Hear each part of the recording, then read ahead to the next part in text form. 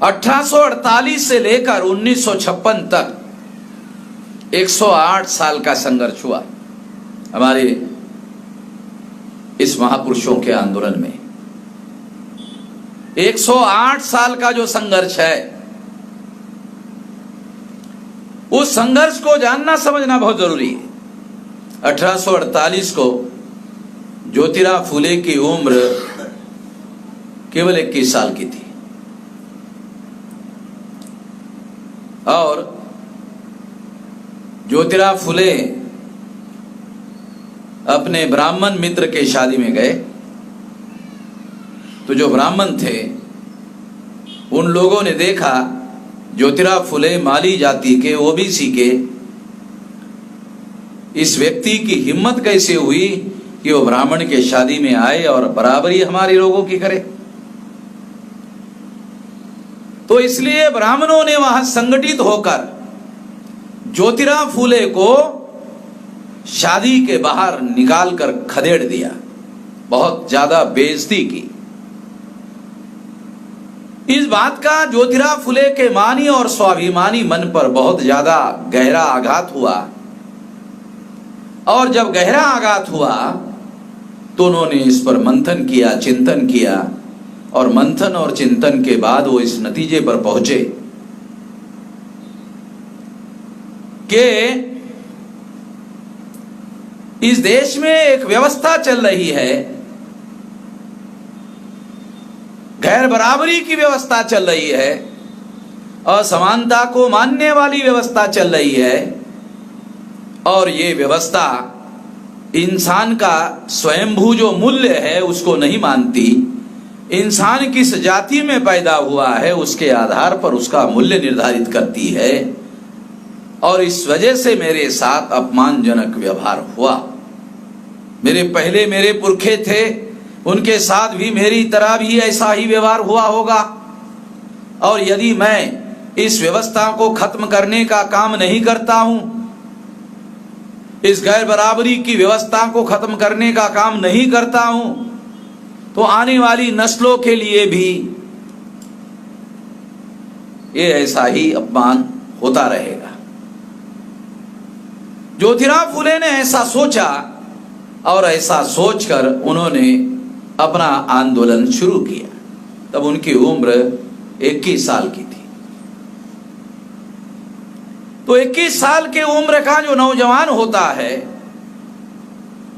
उसको प्रेरणा की जरूरत होती है, किसी न किसी बड़े व्यक्ति के प्रेरणा की जरूरत होती है। तो ज्योतिराव फुले ने छत्रपति शिवाजी महाराज से प्रेरणा ग्रहण की, क्योंकि छत्रपति शिवाजी महाराज ने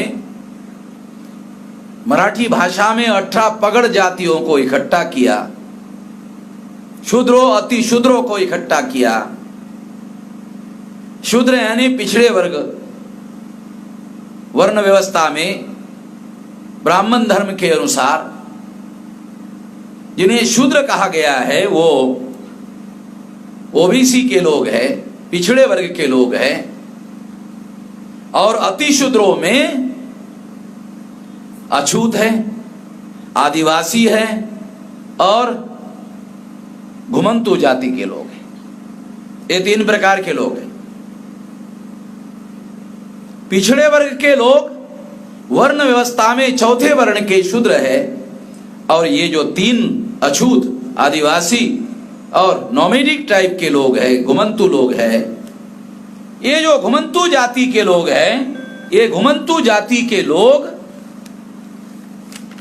ये वर्ण बाह्य है, वर्ण व्यवस्था के बाहर के लोग हैं, ये एक आउटकास्ट है। इनके 18 पगड़ जातियों को इकट्ठा करके छत्रपति शिवाजी महाराज ने अपनी फौज तैयार की, सेना तैयार की और इस फौज के आधार पर उन्होंने अपना स्वराज्य स्थापित किया, रैयत का राज्य स्थापित किया, सामान्य लोगों का राज स्थापित किया, बहुजनों का राज स्थापित किया। इससे ज्योतिराव फुले ने प्रेरणा ली और प्रेरणा लेकर अपना काम शुरू किया। बाबा साहब अंबेडकर ज्योतिराव फुले को अपना गुरु मानते थे। ज्योतिराव फुले शिवाजी महाराज को अपना गुरु मानते थे। जो घटनाएं हमें दिखाई देती है उसके आधार पर उन्होंने शिवाजी महाराज से प्रेरणा ग्रहण की और फिर शूद्रों और अति शूद्रों को जिस तरह से छत्रपति शिवाजी महाराज ने इकट्ठा किया था, उसी सिद्धांत को आधार लेकर ज्योतिराव फुले ने भी शूद्रों और अति शूद्रों को इकट्ठा करने का काम किया और एक आंदोलन खड़ा किया। ये आंदोलन वो जगाने का काम लगातार करते रहे महाराष्ट्र में और 24 सितंबर 1873 को ज्योतिराव फुले ने इस कार्य को संगठित रूप से करने का निर्णय किया और इसके लिए उन्होंने सत्यशोधक समाज की स्थापना की 24 सितंबर 1873। और इस तरह से ज्योतिराव फुले ने संगठित रूप से इस काम को करने की योजना बनाई। मैं ये सारी बातें विस्तार से इसलिए बता रहा हूं क्योंकि हमारे जो लोग हैं, जो लोग सुन रहे हैं या साधारण लोग हैं जिनको मैं संबोधित कर रहा हूं, मैं ये चाहता हूं कि वो लोग हमारे पुरखों का आंदोलन जाने, उनका मकसद जाने और मकसद और आंदोलन को जानकर उसी तरह से आंदोलन को आगे बढ़ाने की कोशिश करें। नाच गाने करने से आप नचैया बन सकते हो, आजाद मुक्त नहीं हो सकते। तो ये करना बहुत जरूरी है और इसी बात को ध्यान में रखते हुए मैं ये बात समझाने का प्रयास कर रहा हूं। ज्योतिराव फुले ने जब संगठित रूप से इस आंदोलन को करने का निर्णय किया तो उन्होंने अपने लोगों को यह बात समझाने का प्रयास किया। गुलामगिरी किताब में उन्होंने लिखा, जब तक अंग्रेज है तब तक अवसर है, जब तक अंग्रेज है तब तक अवसर है और जब तक अवसर है तब तक शूद्र और अति शूद्र लोगों को जागना चाहिए, जल्दी से जल्दी जागना चाहिए और जागकर ब्राह्मणों के गुलामी से आजादी हासिल कर लेनी चाहिए। ज्योतिराव फुले के समय में जब वो उम्र के 30 साल के थे तब 1857 को इस देश में अंग्रेजों के विरोध में विद्रोह हुआ था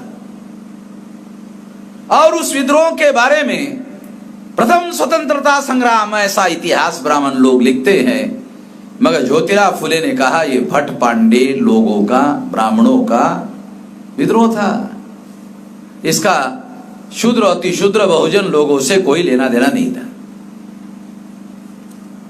यह बात ज्योतिराव फुले ने लिख कर रखी।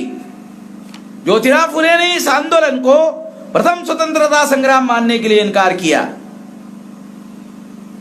केवल इनकार नहीं किया, उस आंदोलन में वो खुद इसमें शामिल नहीं हुए, अपने लोगों को भी शामिल होने से मना किया।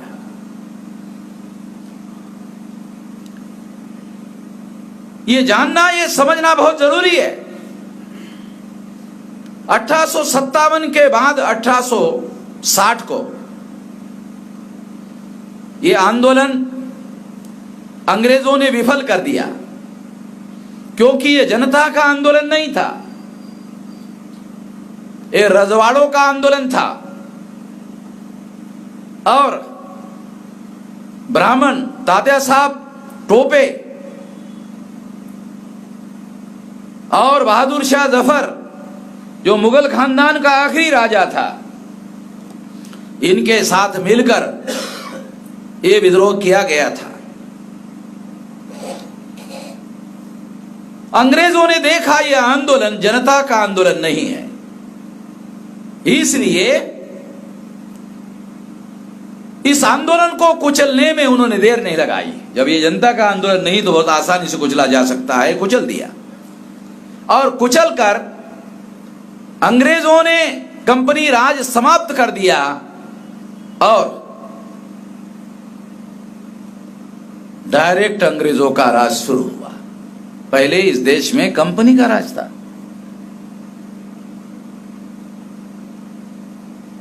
उस कंपनी राज के जगह अंग्रेजों ने टेक ओवर किया और 1860 को अंग्रेजों ने इंडियन पीनल कोड, भारतीय दंड संहिता भारत में लागू किया। पहली बार भारत में ब्राह्मणों की जो मनुस्मृति नाम की संहिता थी, उससे अलग अंग्रेजों ने अपनी भारतीय दंड संहिता शुरू की। और ये दंड संहिता इक्वेलिटी बिफोर लॉ पर खड़ी थी। मनुस्मृति की संहिता इक्वेलिटी बिफोर लॉ पर खड़ी नहीं थी। और उसमें एक बात और प्राविधान था, राज्य के विरोध में जो विद्रोह करेगा वो राजद्रोह करेगा और उसको फांसी की सजा या तो आजीवन कारावास होगा। इसकी वजह से ब्राह्मण बहुत डर गए और 1860 से लेकर 1875 तक चुप, एकदम चुप रहे। मगर 1875 को राजकोट के टंकारा गांव से दयानंद सरस्वती, जिसका नाम ब्राह्मण का अलग था, वो नाम बदलकर दयानंद सरस्वती बना और बॉम्बे आकर, क्योंकि बॉम्बे प्रोविंस उस समय गुजरात का ही हिस्सा था,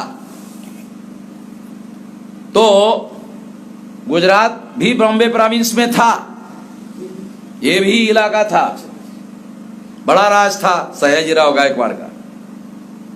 ये छोड़कर बॉम्बे प्रोविंस जो है वो एक अलग था, सयाजीराव गायकवाड़ का राज अलग था। तो इस तरह से बॉम्बे प्रोविंस में दयानंद सरस्वती गए और वहां उन्होंने आर्य समाज की स्थापना की। हिंदू समाज की स्थापना नहीं की, क्योंकि दयानंद सरस्वती ये मानते थे कि हिंदू मुसलमान की दी भी गाली है, और है, रिकॉर्ड में है।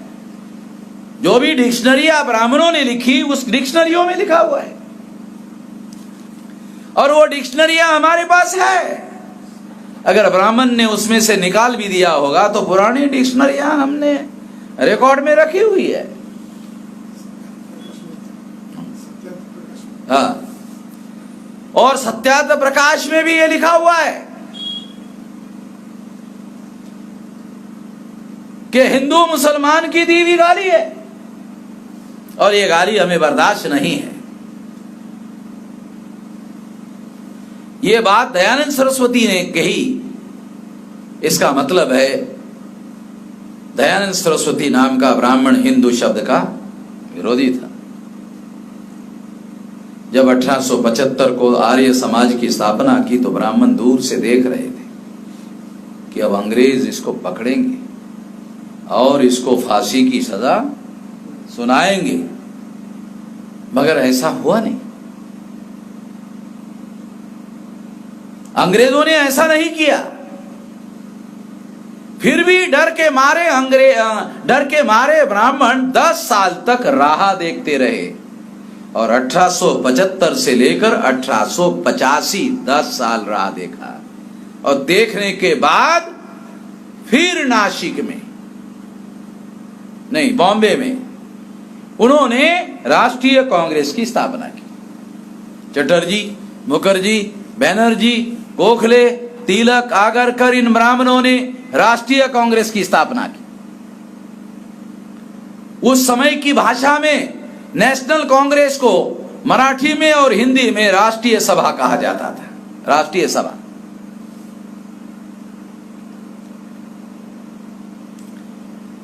उसके बाद 1885 में कांग्रेस की स्थापना ब्राह्मणों ने करने के बाद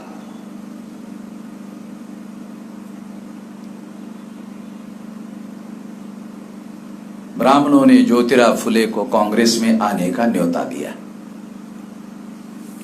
रिकॉर्डेड बातें बता रहा हूं। ज्योतिराव फुले ने कांग्रेस में जाने से मना कर दिया। ये राष्ट्रीय सभा नहीं है, ये भट्ट ब्राह्मणों की सभा है। मैं इसमें जाने वाला नहीं हूं, रिकॉर्ड करके रखा। तो हमारे जैसे लोगों को पढ़ने को मिला, इतिहास लिखा हुआ एविडेंस के साथ हमें जानकारी मिली। और इस तरह से ज्योतिराव फुले ने कांग्रेस में जाने से इनकार कर दिया। केवल इनकार ही नहीं किया, उन्होंने एक सिद्धांत बताया। कांग्रेस के लोग इस बात का प्रचार करते थे कि अंग्रेजों ने हमें गुलाम बनाया, अंग्रेजों के गुलामी से आजादी हासिल करनी होगी। ज्योतिराव फुले ने इस सिद्धांत को इनकार किया। यह सिद्धांत गलत है। कैसे गलत है? ज्योतिराव फुले ने लोगों को समझाया कि जब अंग्रेज भारत में नहीं आए थे तो ब्राह्मण आजाद थे। जब अंग्रेज भारत में नहीं आए थे तो ब्राह्मण आजाद थे। और जब ब्राह्मण आजाद थे तब भी हम गुलाम थे। तब अंग्रेजों के गुलाम नहीं थे, हम ब्राह्मणों के गुलाम थे। यानी अंग्रेजों के आने के बाद हम गुलाम हो गए, ये सिद्धांत गलत है। अंग्रेजों के भारत में आने के पहले ही हम गुलाम थे और हम गुलाम ब्राह्मणों के थे। इसलिए कांग्रेस के द्वारा जो सिद्धांत प्रचार में लाया जा रहा है, ज्योतिराव फुले ने अपने लोगों को समझाया कि यह सिद्धांत ही गलत है। यह सिद्धांत क्या गलत है कि अंग्रेज के आने के बाद हम सब भारतीय लोगों को गुलाम बनाया, गलत बात है। जब अंग्रेज भारत में नहीं आए थे तब ब्राह्मण आजाद थे, और जब ब्राह्मण आजाद थे तब भी हम गुलाम थे।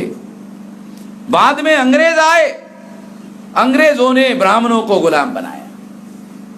बाद में अंग्रेज आए, अंग्रेजों ने ब्राह्मणों को गुलाम बनाया। गुलाम बनाने के बाद अंग्रेजों ने हमारे लोगों की तरफ देखा तो उनको पता है ये तो पहले से ही गुलाम है, ये तो पहले से ही गुलाम है। तो अंग्रेजों ने सोचा ब्राह्मण हमारे गुलाम और शूद्र अति शूद्र लोग ब्राह्मणों के गुलाम, ये दोहरी गुलामी नहीं रहनी चाहिए। इसलिए उन्होंने Indian penal code, equality before law का कानून लागू किया। सभी लोगों को शिक्षा के दरवाजे खोलने का प्रयास किया। ब्राह्मणों ने बहुत विरोध किया। तो मिलिट्री में शूद्र अति शूद्र लोगों को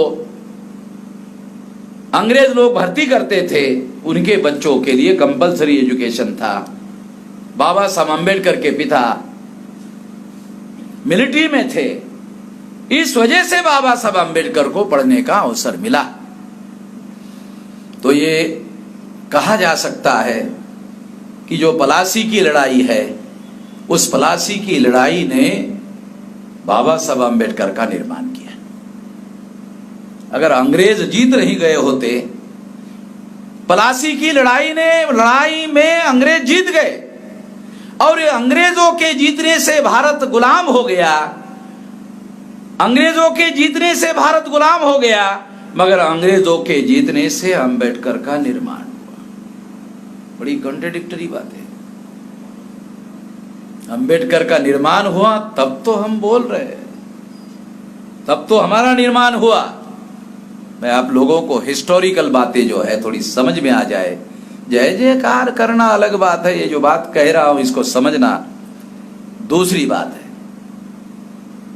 गुलामी चाहे अंग्रेजों की हो, गुलामी चाहे ब्राह्मणों की हो, दोनों गुलामियां खराब है। मगर अंग्रेजों के गुलामी ने बाबा साहब अम्बेडकर का निर्माण किया, ज्योतिराव फुले का निर्माण किया। 1818 को पेशवा राज समाप्त हो गया, 1818 को, और उसके 9 साल बाद ज्योतिराव फुले का जन्म हुआ। पेशवा राज का खात्मा होने के 9 साल बाद, अंग्रेजों का राज भारत में आने के बाद 9 साल बाद ज्योतिराव फुले का जन्म हुआ। और ज्योतिराव फुले का आंदोलन पनपा, वो भी अंग्रेजों के राज में पनपा। ये भी हिस्टोरिकल बात हम लोगों को जानने की और समझने की है।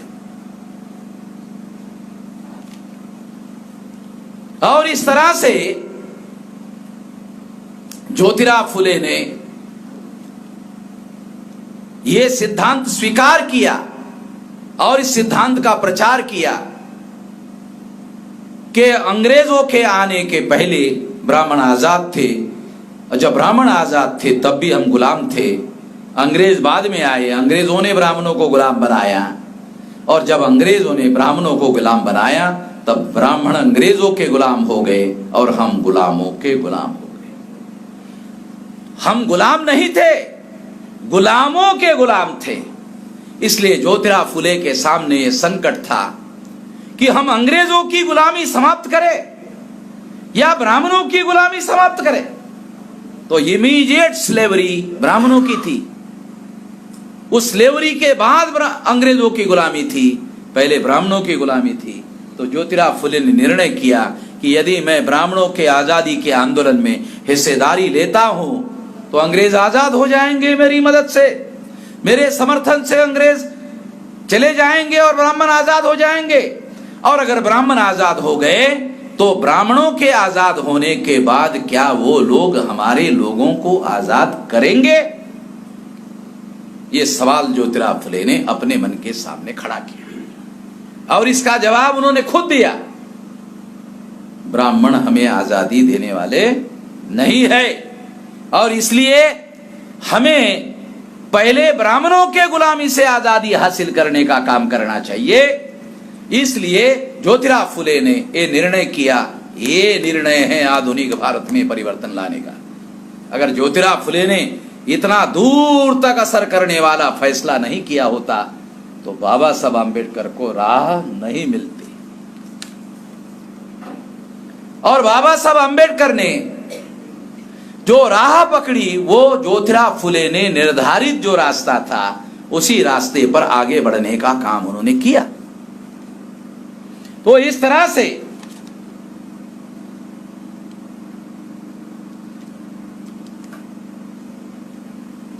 बाद में 1922 तक ज्योतिराव फुले 1890 तक यानी कांग्रेस की स्थापना होने के 5 साल तक जीवित थे, मगर वो कांग्रेस में शामिल नहीं हुए।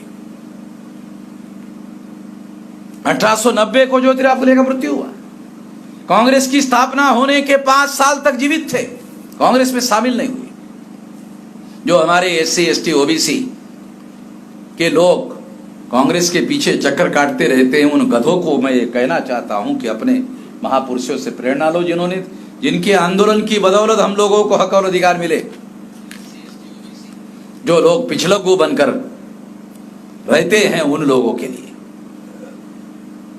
तो इस तरह से मैं आप लोगों को खास तौर पर यह बात समझाने का प्रयास कर रहा, क्योंकि आज के मौके पर यह अवसर है लोगों को बात समझाने का। छत्रपति शाहू महाराज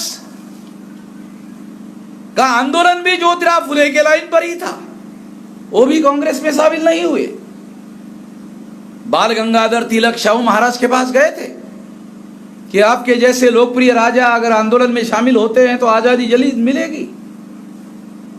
तो शाहू महाराज ने बाल गंगाधर तिलक को कहा, तिलक महाराज, मेरे जैसे राजा को आप ब्राह्मण लोग जिस तरह का व्यवहार करते हो, राजा होने के बावजूद भी तुम ब्राह्मण लोग जिस तरह से मेरे साथ राजा होने के बावजूद भी व्यवहार करते हो मेरे साथ, मेरी प्रजा का क्या होगा जब तुम्हारा राज आएगा? नहीं नहीं नहीं नहीं, मैं तुम्हारे आंदोलन में शामिल होने वाला नहीं हो।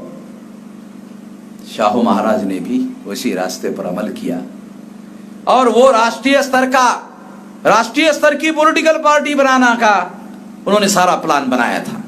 वो प्लान लीक हो गया। वो प्लान संभवतः जो डॉक्यूमेंट्री एविडेंस है अंग्रेजों ने ही लीक किया और अंग्रेजों की वजह से छत्रपति शाहू महाराज का अपघात में निधन हो गया। वो बीमार नहीं थे, फिर भी उनका निधन हो गया और अंग्रेजों ने एक सीक्रेट रिपोर्ट अंग्रेजों को लंदन में भेजा। उस सीक्रेट रिपोर्ट में ये लिख कर लिखा कि शाहू महाराज का मृत्यु घातपात से हुआ है। तो शाहू महाराज का भी जो रास्ते पर चल रहे थे, तो उससे हम लोगों को प्रेरणा लेने की जरूरत है, उस आंदोलन को सीखने की जरूरत है।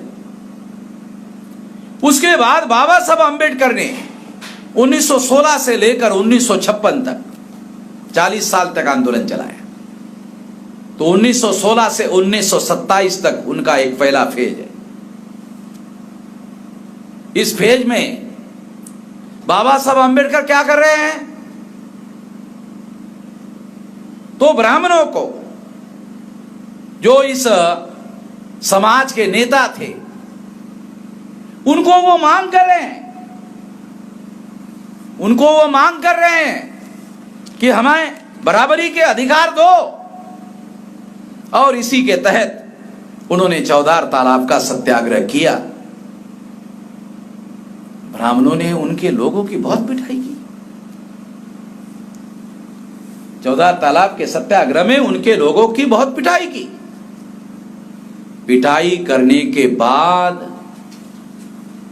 बाबा साहब आम्बेडकर को समझ में आया कि ये पाषाण की तरह, पाषाण यानी पत्थरों से भी बहुत सख्त जो पत्थर होता है उसको पाषाण बोलते हैं, ये पाषाण की तरह है।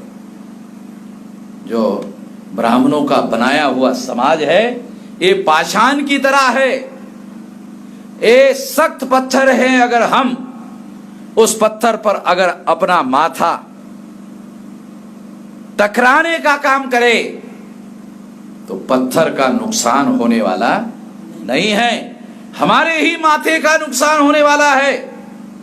इसलिए हमें कोई और रास्ता तलाशना होगा आगे बढ़ने का। और उन्होंने 1930 को कालाराम मंदिर का सत्याग्रह उस रणनीति को अमल करने के लिए घोषित किया। और उस कालाराम मंदिर के सत्याग्रह को जो बाबा साहब अम्बेडकर ने शुरू किया था, उसमें उन्होंने अखबारों को एक बयान दिया। उसमें उन्होंने कहा जो आज के लोगों को पढ़ने की, जानने की, समझने की जरूरत है, डॉक्यूमेंट्री एविडेंस है, उनके अखबारों में लिखा हुआ है। क्या लिखा हुआ है? उन्होंने बयान दिया आंदोलन शुरू करने के पहले कालाराम मंदिर का, हम हिंदू हैं, हम हिंदू है। जिस तरह से दूसरे हिंदुओं को कालाराम मंदिर में जाकर दर्शन करने का अधिकार है, उसी तरह से अगर हम हिंदू हैं तो हमें भी कालाराम मंदिर में जाकर दर्शन करने का अधिकार होना चाहिए।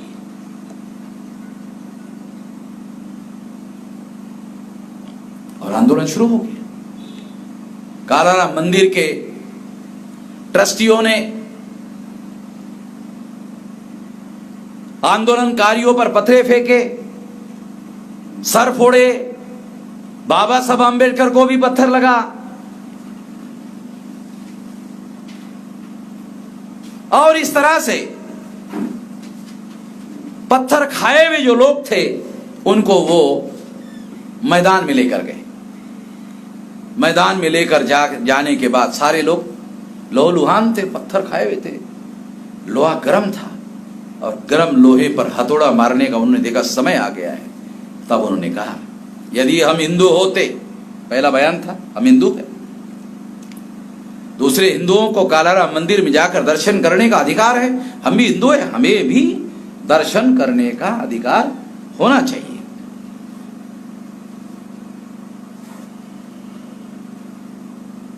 जब पत्थरे खाने के बाद